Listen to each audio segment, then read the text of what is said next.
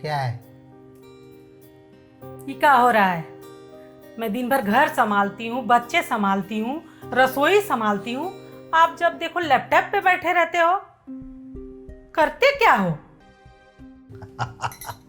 Darling, एक बात बताओ, इतनी खूबसूरत हो तुम, भगवान ने तुम्हें कितना खूबसूरत बनाया है।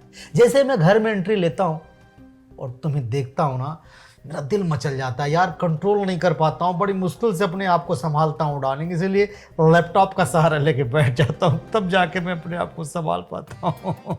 सच में? तुम्हारी कसम।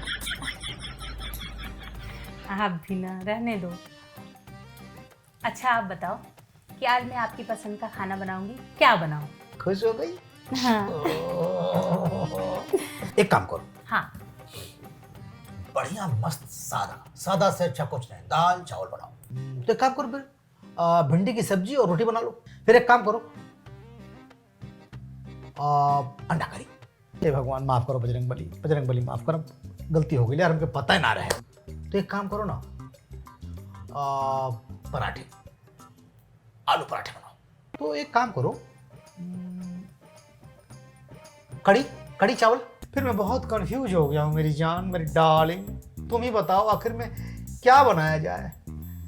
जो तुम बोलो, सोच के रखो। मैं गई और आई। या तोरी माई के लाइक ही हूँ, 1 घंटा से बतावत हई और का बताई।